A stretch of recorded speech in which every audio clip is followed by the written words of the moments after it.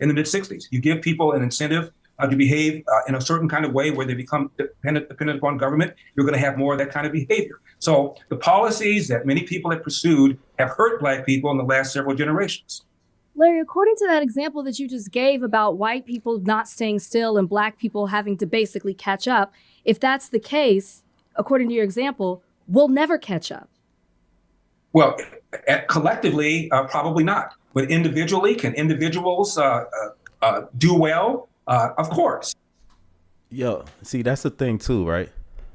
Like, yo, we worried about like trying to catch up with white people. We too focused on white people. The way that I see it, like these people who talk about like white supremacy, I feel like they envy white people. And even as far as like these like pro-blacks, like Dr. Umar and Tariq Nasheed and them, they talk about white supremacists. And the way that I see it, they envy them. They actually speak their talking point. They sound exactly like the white supremacists.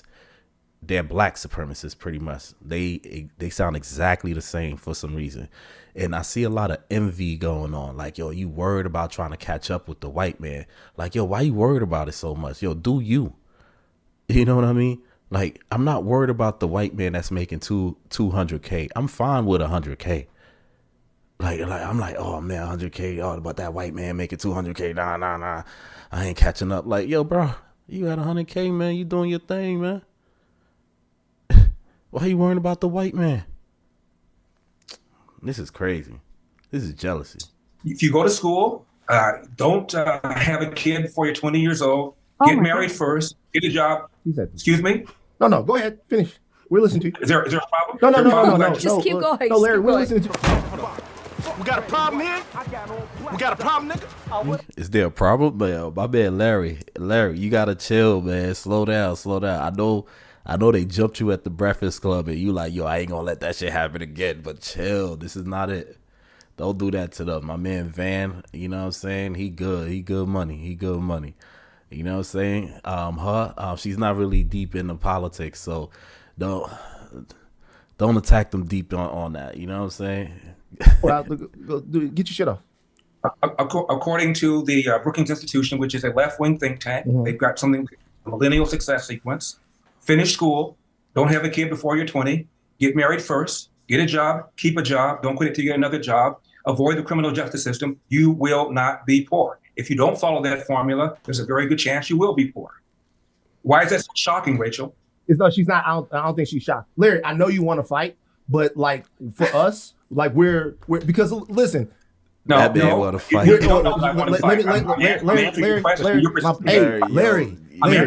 brother, and we all brothers. I'm answering your question. You're perceiving it as right. But we're just trying to understand you. So okay, cool. So we disagree about some of the numbers and the things that you've thrown out. Okay, what number do you disagree with? What have I said that you? I disagree with the fact. That the Democrats, Lyndon B. Johnson, said, "Hey, we're going to incentivize poverty," and Black people just went, "We don't want our families anymore." And not only do I disagree, is that what I said? He said. Well. What you said? I said with the best of intentions. With the best of intentions, right? With the best of intentions, he tried to help, and then we said, okay, well, since the government's going to be our dad, then we don't want our dads in the homes anymore. We don't want a family anymore. I disagree with that. Okay, and so this is what I believe. Did I say Black people don't want a family? So, but you're insinuating. What I said was. You disagree with that? In the South specifically, Blacks saw great pushback when it came to receiving government assistance, with states posing stipulations that discouraged a complete Black family. Alabama is one state that stands out, as the state independently submitted a plan in 1964 about a substitute parent rule that would effectively harm Black families specifically.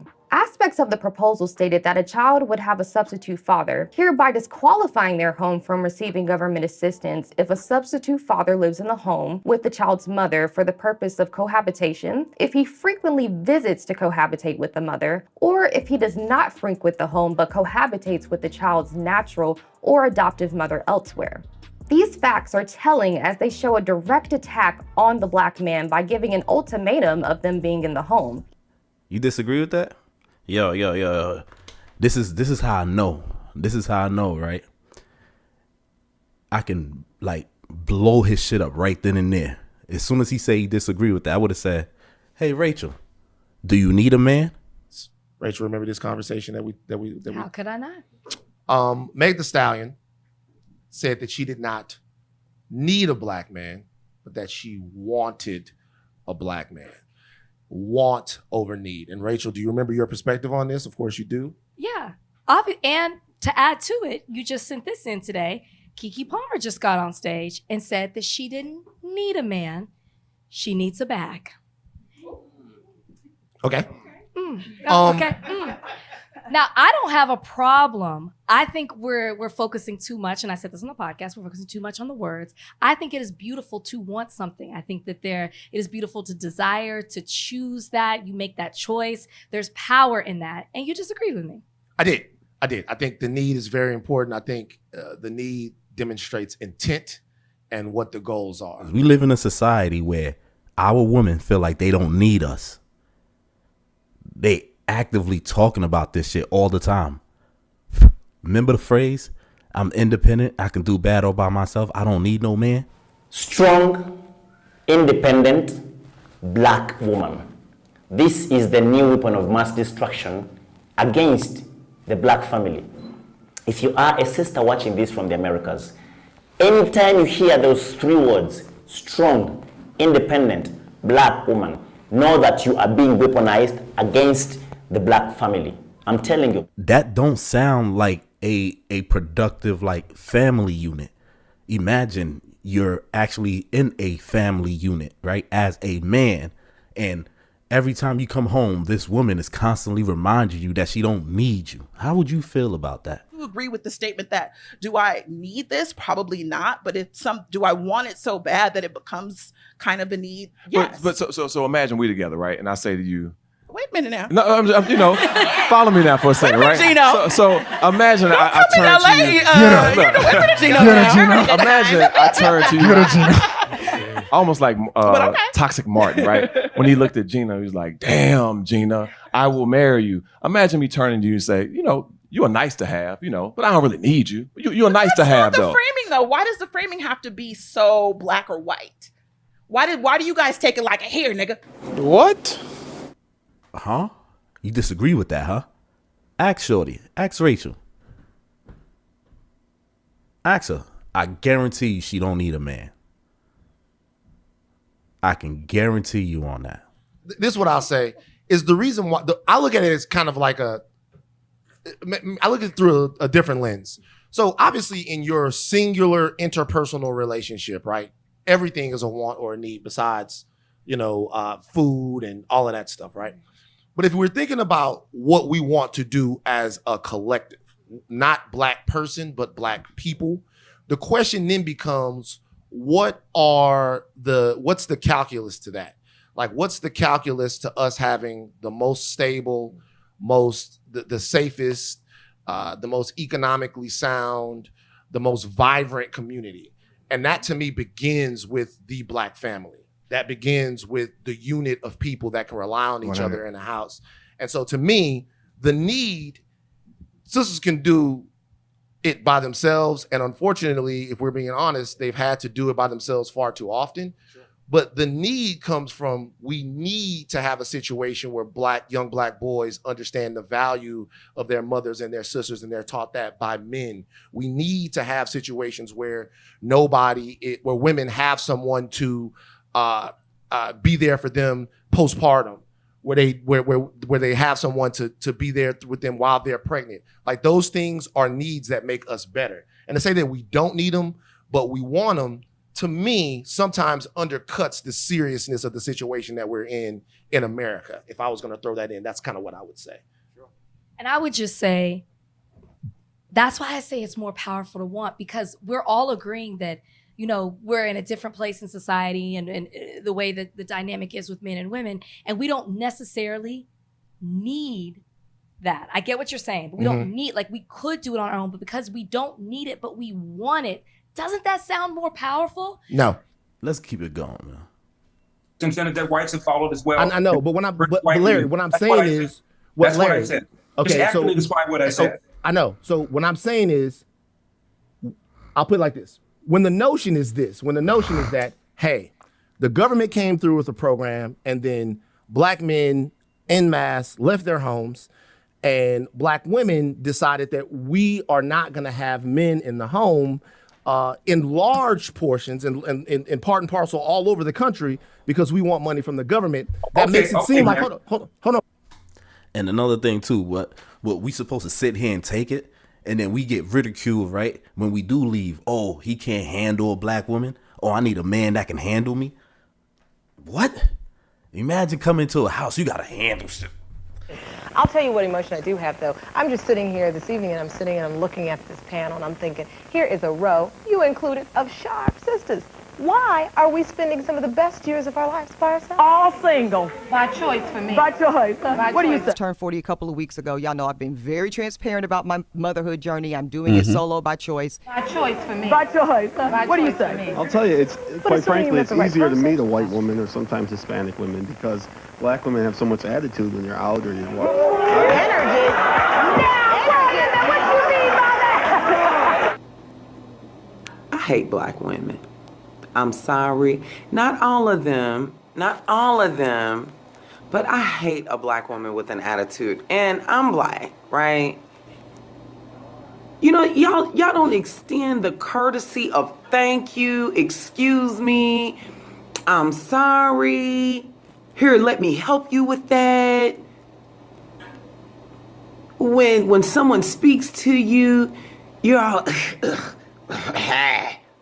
We're talking about black women now, so don't go with us. We're all talking about black women have a barrier in front of them. And yes, she might like that, but the barrier that man has to get through to get to the find out that a woman likes all that, sometimes it's too tough. You know, you walk by and say, how you doing, young lady? Ugh. You're like, all right, or whatever the case may be. If it's that kind of energy, then men don't want to go through that wall.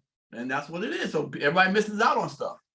We find it funny how black women always want to talk about the black man, but as soon as the black man starts disrespecting the black woman, oh, well, he hates women. He has to be gay. Well, blame the mother because it is a cycle in the black community. If the father is in the household, 9 times out of 10, the black women don't want to listen to a man because the white people have taught black women you can do it on your own. You don't need a man. So when a man tells you to shut the up because he sees something that is about to happen and you don't listen, you run the man away. Nobody wants to listen. Black women do not listen. If we want the black man to be in the household, we are going to have to learn how to take a back seat and close our mouths. Me, especially. I had to learn the hard way. We run the men away because we've been taught to be so masculine and nobody wants to take accountability. Black women, you are the issue. Because if you're too intimidated by me doing this or doing whatever like that, then that's on you. You need to check yourself. Have the confidence enough to step to me regardless. Why should we apologize for being strong black women? Black women in particular need to lay off of that strong thing. You know, that's a trap. Because when you say words like strong black woman, it makes us superhuman. And it makes people think, oh, we can conquer anything. And it's almost like superhuman. Yeah. And so you have to be careful with that strong. You want to be strong, but that can't be your label because that in and of itself will scare a man. What the problem is, my brother, you just can't handle it. That's it. You can't handle it. Who's gonna handle your mindset of you feeling like you don't need that person? Who's gonna be around that? And what men today, black men today, saying, "Oh, I don't need a woman." In comparison, fellas, how do y'all feel about not being needed? Y'all come or take it or leave it. Y'all niggas go fight war, whatever, but they don't want y'all around. How's that feel? I'm trying to decide how toxic I need to be. No, so gosh. I'm saying Your true self. I feel like that's why we're here, right? Take the mask off. And with the lean back dog, that was weird, bro. Yeah, did you see it? Yeah. I was trying to get comfortable. So for me, I disagree, right? So I definitely believe that I do need a black woman. I need a woman, period, right? First of all, just in terms of community, none of this exists without y'all, right?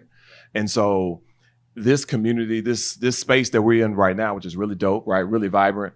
It's because of the kinship that we share. It's because of the relational value that we have within our community. And so even if we're talking about a relationship with myself and a woman, I need that woman, right? I need her support. I need her, like my days don't, like if I'm with a woman, I'm with you, right?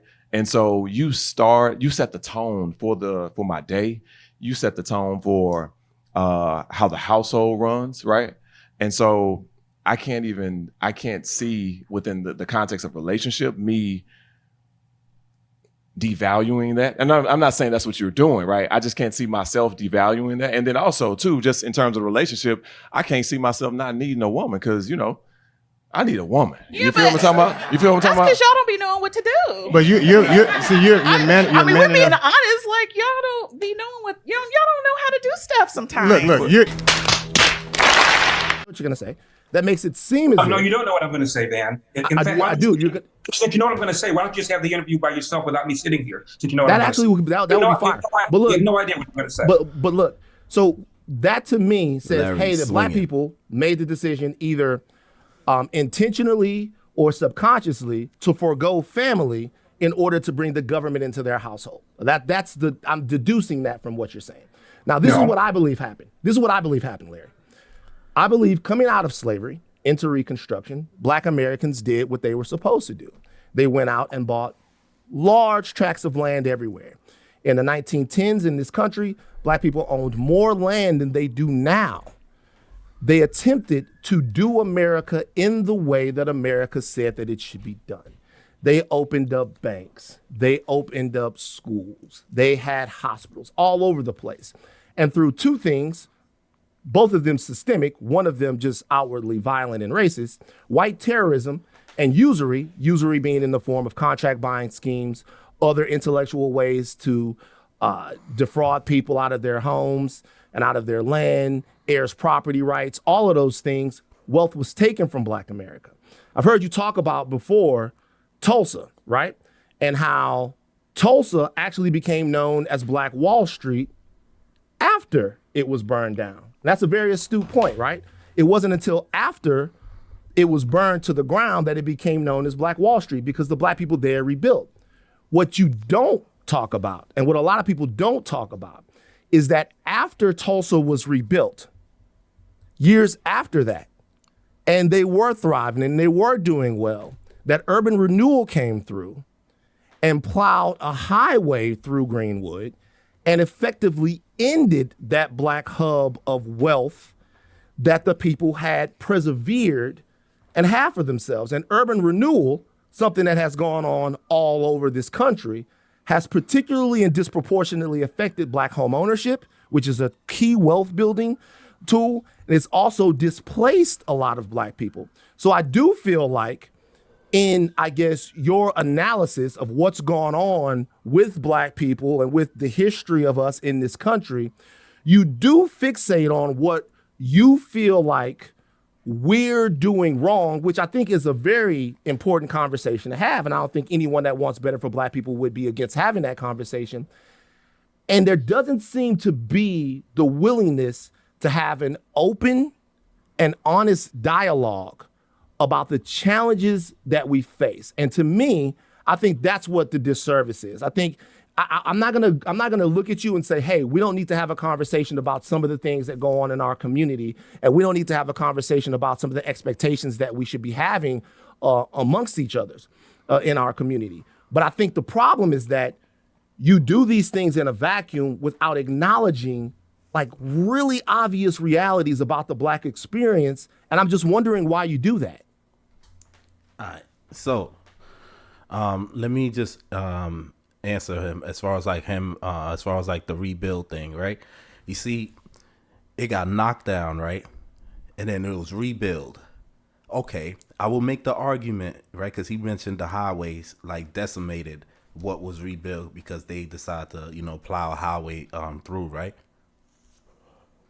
I will argue the decimation that they had to rebuild from was worse than the highway that they plowed through because it's still communities there There's still homes and homes and operations around these highways.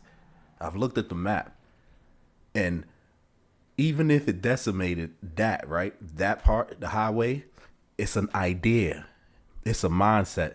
So we gonna rebuild, no matter what happened, no matter how many times they knock you down. What they say, you always get back up, you always rebuild. How come we can't get back up now?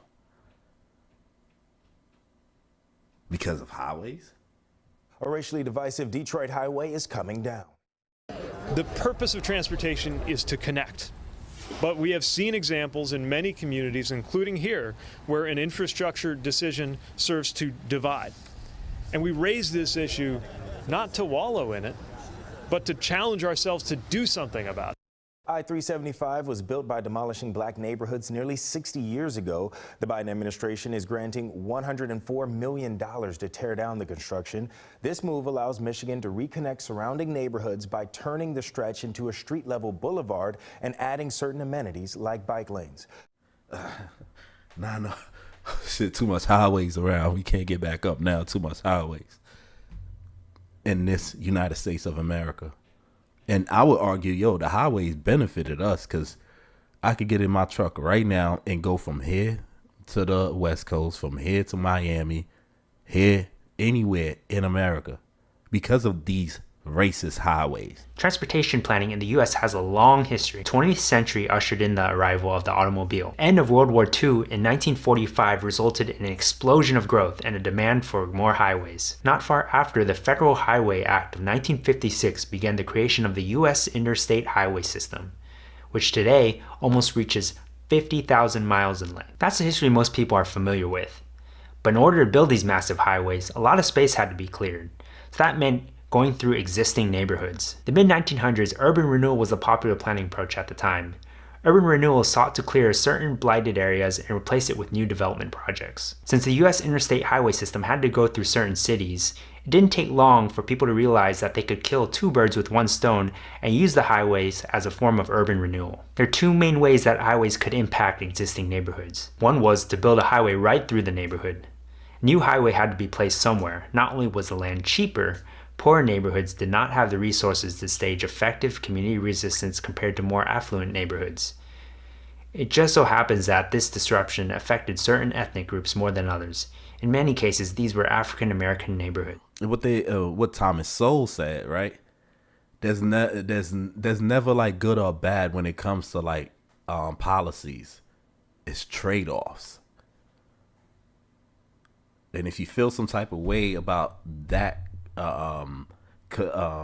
policy in that community, right, what you should do is get into your local elections, right, and vote for all this shit, or put somebody in that's going to take out these highways since you want to go back to all of that. Building massive highway projects costs a lot. If you can build through poorer neighborhoods, it could result in reduced costs. So my look into this question revealed a lot of uncomfortable truths.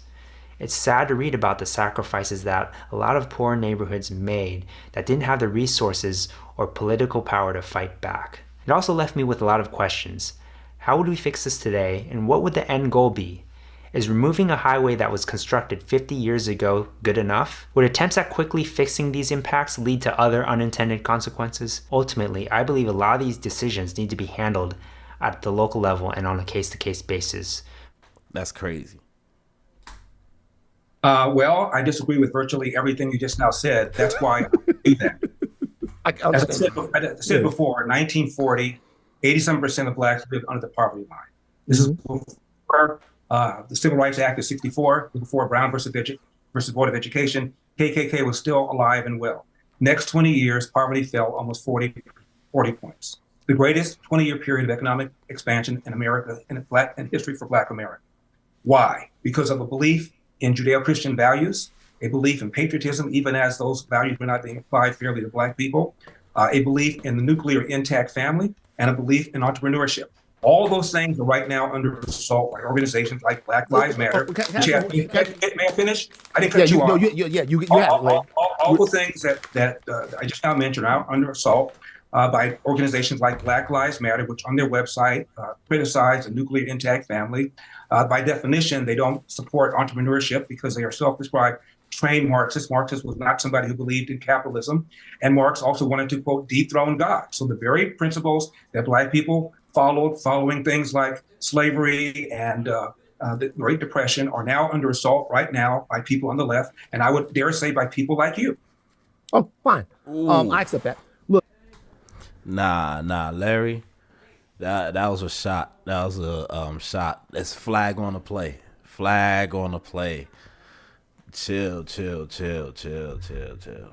You know what I mean? When you having this debate, right? You can't just take a personal hit like that. You know what I mean? Like, I would say, by people like you. So you're saying that, he's the reason why, Black people are in that mindset, right to his face. I get it. That's why I'm like, this dude coming out swinging. Calm down, man. Calm down. This is a little too hot. That's why I felt like not every wins you're gonna win when it comes to like your point and your stand, because ain't nobody gonna disagree with having men in the house. But the problem is, right, they don't think that is important, how important it is. He's not disagreeing with it. He had a father that raised him and instilled the manhood in him. And that's why, he ain't oppressed. He's nice. You see how much his chain is? Larry. That's a fact. These cases are actually out Larry, look there. at this chain. Bro, you know how much this costs? You think I'm a victim? Come on, man. Come on. Now, right, when you don't have that, right, and you don't see that that's important. If it's there, it's there. It's not, it's not.